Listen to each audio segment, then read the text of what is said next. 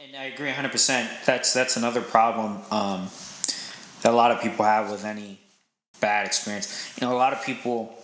What I've come to learn, if there's anything I've learned in like the past 2 years, 2.5, like 3 years maybe, is like I've really understood the belief that like no matter what you say as far as if you're having bad luck, you're just having a shitty time, shitty lap in life, it's you got to pull that shit out. There's there is a family member right now I have who fell back in the rudder with alcohol, for example, and I have a lot of family who like is try to reach out.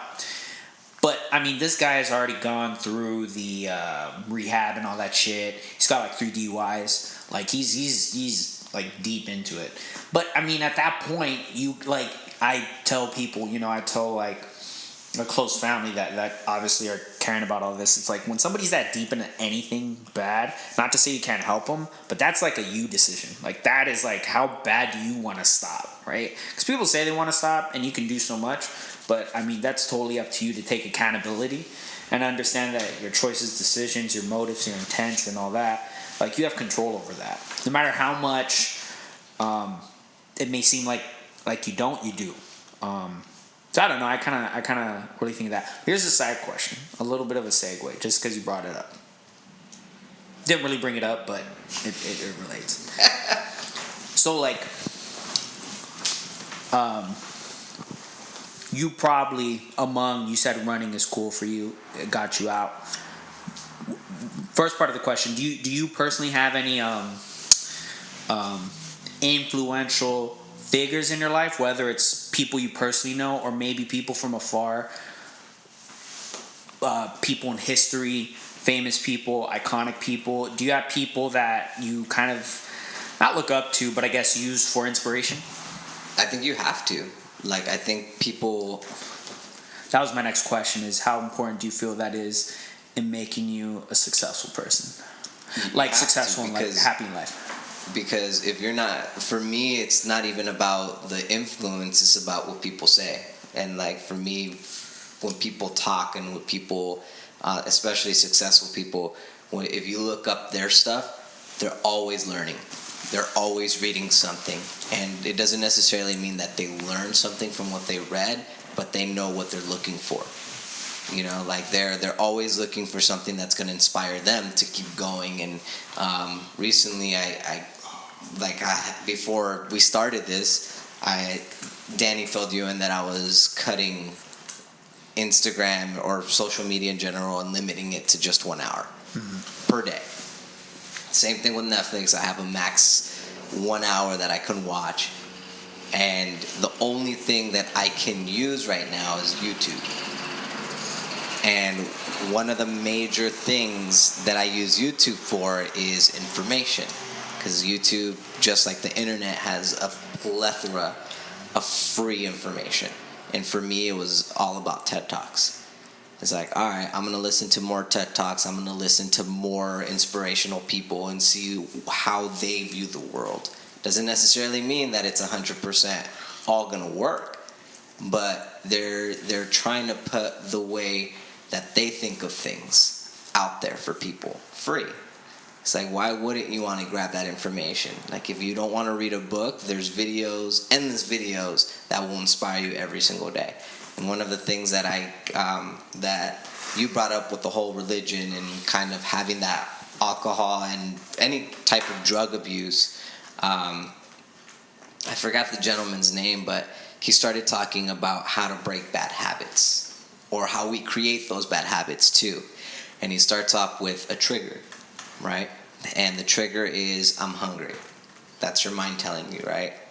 And you react by having a behavior based on that trigger.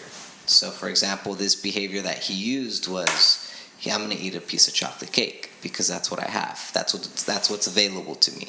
You eat the chocolate cake, and the end result felt like a reward because that chocolate cake made you feel good. You're like, damn, not only am I satisfied, but that this chocolate cake was really good. So not only did you realize that chocolate cake was good, but you're going to remember where you got that chocolate cake from because you want to continue having it when you're hungry. And number 2, you're going to know the surrounding area too. And that's information that's useful to you, or you think is useful to you, right? So he tells us now we have a trigger, we have behavior, and we have the end result. Now we have another trigger. Trigger, we're sad. And it's just like, damn, like, what can I do? What's my behavior here? And for the majority of the time, you want to stray away from that sadness, so you find a distraction. So your behavior is, hey, that chocolate cake made me feel really good. So maybe I'll eat this piece of chocolate cake. And you're right. The result is it made you feel good. But that feel-good moment is just temporary. And you're going to revert back to being sad. And you thinking that it was going to be a reward ended up being a result that you did not expect. And it's like, fuck, I'm still in the same spot. So people get caught up in a chain. You're caught up in a chain of like your behavior creates you stress eating or eating when you're sad because you think that those two triggers are the same. So you're manipulating your own mind into thinking like that these end results will be the same, when in reality, not all behaviors will be a good result for your trigger. Do you think that's a reason for people having bad eating habits? Yeah. I feel that's a big fucking problem. One, because we've all somewhat participated in bad eating habits. Oh yeah. But I know us three are also very savvy about how eating works, how nutrition works, how important it is. I'm only bringing this up because I think nutrition is one of the most, in a weird way, I mean, maybe it is to me, but it's pretty simple.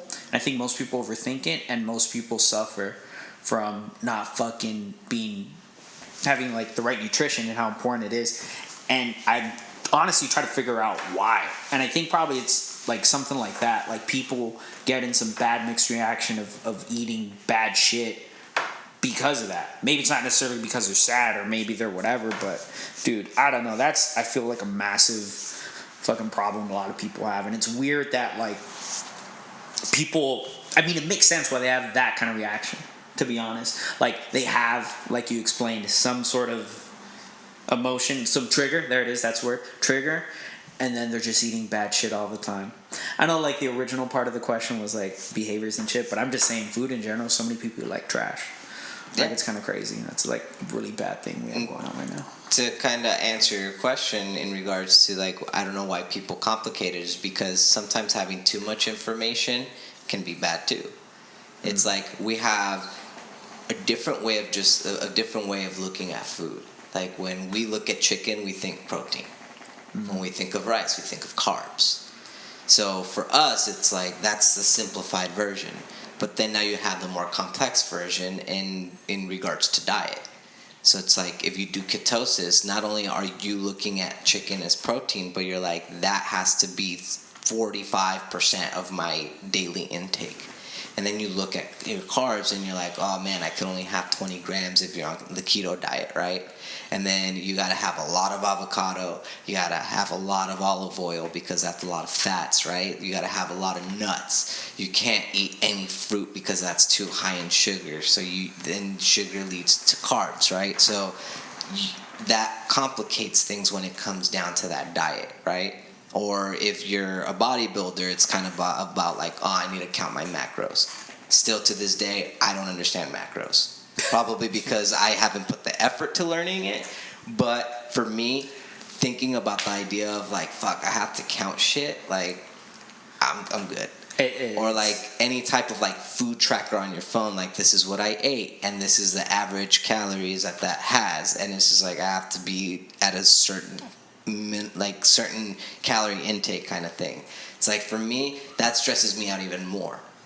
When I have to get on my phone, it's like, oh fuck, I forgot to log my shit. So now I gotta remember, what did I eat exactly? And then you gotta be like, oh, an average, how many ounces was that chicken? And you're like, what the fuck? I don't know, by just visually looking at that shit.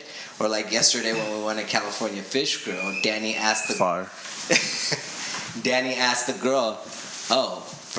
it was a swai, and well, I asked her how many ounces is the salmon.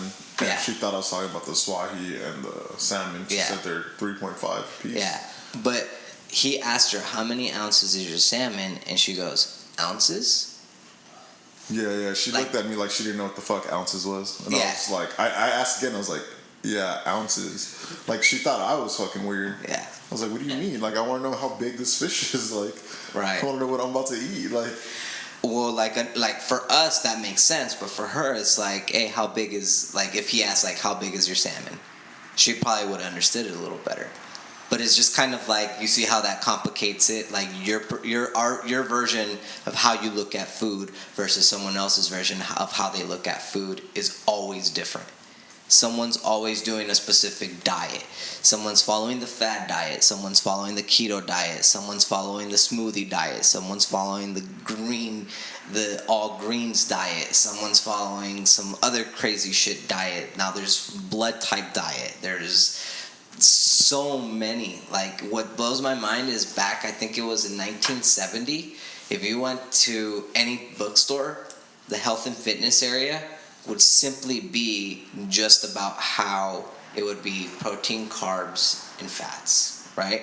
Now, if you go to Barnes and Noble, it's a whole section of different types of diets. I think health and fitness used to be one section. Now they're separated because there's so many different points of views. But at the end of the day, as long as there's a calorie deficiency, if you want to lose weight, or a calorie intake where it's Calorie surplus. yeah, if you want to gain some muscle or gain the fat first, get a little bigger, and then kind of cut, which again leads back to calorie deficiency, then you'll be fine.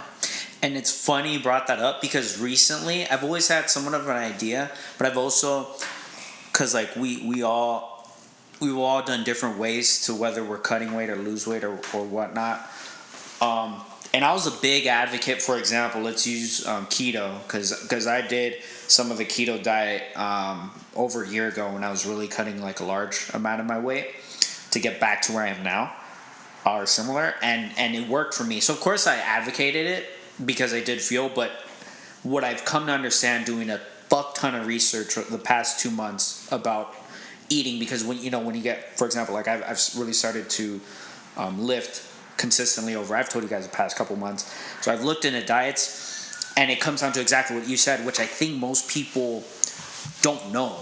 They don't know that it's only about, okay, not only, but mostly about having a deficit or a surplus. Like, following that, you can tailor any food you like into your diet.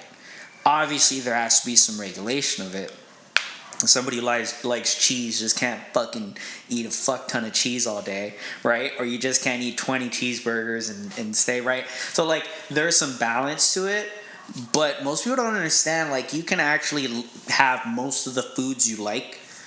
Granted, they're not horrible, version of it. You can have most of the foods you like in there. A lot of people are afraid, like, for example, there's a big thing. I think the keto diet is great, but I also do feel that scares a lot of people away because they start thinking, I can't eat rice, right? Look at where we live. We live in LA, huge Hispanic culture, huge Asian culture. We're a melting pot of everything. But rice is like in a lot of things that we eat. Potato, right?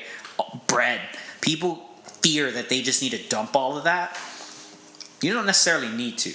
I think more people need to like really see it's only about having a deficit or a surplus depending on what your weight goal or health goal is. But yeah, it's crazy. I think you're right. I think people overcomplicate diets in general. I think that's what it is. it's crazy because we're taught that. The nutritious tree. Oh yeah, the nutrition pyramid. The pyramid in school. We've been taught that. Totally, bro. Been taught that our whole life. So of course you're gonna go when you become an adult. You're by yourself. No one teaches you how to eat again because you already learned it, right? And you need this many servings a day of milk, this many servings a day of bread, grains, all that shit. So, like, you got to go educate yourself, of course. Mm-hmm. But that's how we're just sent off to college, most of us. So out of college, no longer in your parents' house. What the fuck am I going to eat now? Then you develop these bad habits because we don't know the proper way to eat anymore. Well, we never did, actually. But it just keeps piling on. Now you go hot Cheetos because it's late night. Now you're eating top ramen. You're surviving off of that, and like that's what happens. Also, like I just blame it honestly on the school system. We were watching the TED Talk about how school like destroys your creativity, but I think it also just makes you simple-minded. Because when you were talking about earlier, you were talking about responding to arguments. In school, you're taught to debate, correct? We're just taught to debate, not to listen. You're just taught to listen to one thing that you could counter it with. That's literally what we're taught in debate class. Not even debate class, just debating. You're taught, and then you throw out your fucking information, and they pick one thing that they didn't like, and they make a whole argument on top of that about information that has nothing to do with what you just said. But it just sounds good because it fits in the 2 minutes, and it's information.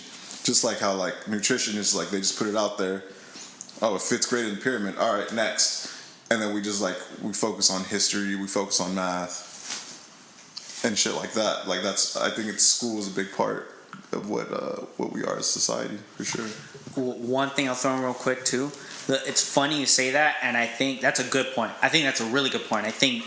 See, here's the problem. Yes, there's a time for debate and encounter when you're.